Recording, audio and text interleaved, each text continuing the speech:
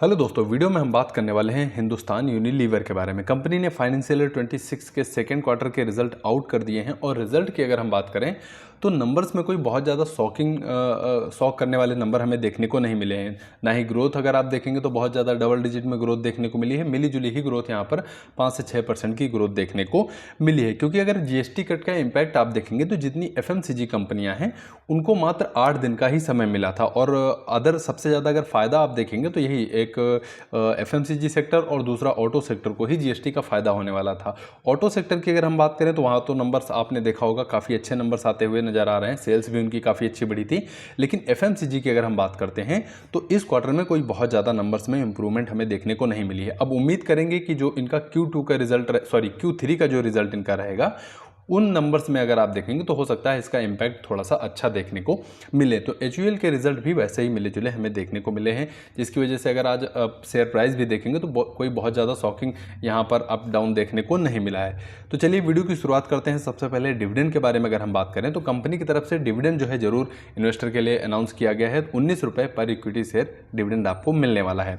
अभी डिविडेंड कब मिलेगा तो उसकी अगर रिकॉर्ड डेट की अगर हम बात करें तो यहाँ पर 7 नवंबर कंपनी की तरफ से इसकी रिकॉर्ड डेट रखी गई है और पेमेंट यानी कि आपके अकाउंट में जो है ये 20 नवंबर को आपके अकाउंट में डिविडेंड क्रेडिट होने वाला है।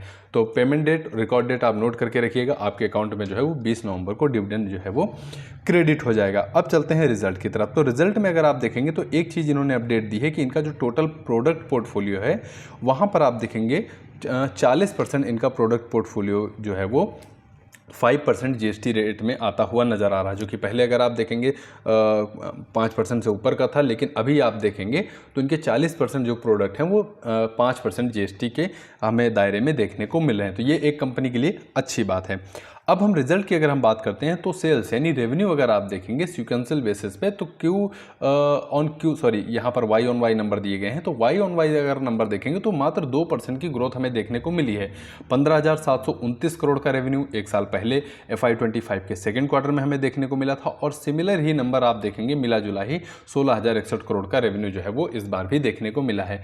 एबिटा की अगर हम बात करते हैं तो 3793 था, लेकिन इस बार अगर आप देखेंगे तो 3729 करोड़ का देखने को मिला है। और मार्जिन की अगर हम बात करते हैं तो यहाँ पर 90 बेसिस पॉइंट का दबाव हमें देखने को मिला है। 24% से ऊपर के मार्जिन हमें एक साल पहले देखने को मिल रहे थे, जो कि इस बार आप देखेंगे तो 23% के आसपास आपको देखने को मिल रहे हैं। प्रॉफिट की बात कर लेते हैं तो प्रॉफिट इंक्रीज हुआ है, लेकिन कोई बहुत ज़्यादा अच्छे नंबर्स के साथ नहीं। 4% इनका प्रॉफिट बढ़ा है, जो कि पिछले बार अगर आप देखेंगे एक साल पहले 2595 करोड़ का था प्रॉफिट और इस बार आप देखेंगे तो 2694 करोड़ का, लगभग 100 करोड़ का प्रॉफिट यहाँ पर आपको बढ़ता हुआ नजर आया है वाई ऑन वाई बेसिस पे। तो प्रॉफिट में भी कोई शार्प इंक्रीज हमें देखने को नहीं मिला है। अब हाफ ईयरली नंबर देख लेते हैं एक बार थोड़ा सा। तो हाफ ईयरली बेसिस पे अगर आप देखेंगे तो यहाँ पर रेवेन्यू में ग्रोथ जो देखने को मिली है 4% के आसपास ग्रोथ देखने को मिली है। एबिटा की अगर हम बात करते हैं तो मार्जिन्स में यहाँ पर दबाव देखने को मिला है, क्योंकि FY25 के फर्स्ट हाफ में जो मार्जिन था वो 24.1% था और इस बार अगर आप देखेंगे तो 23% जो है वो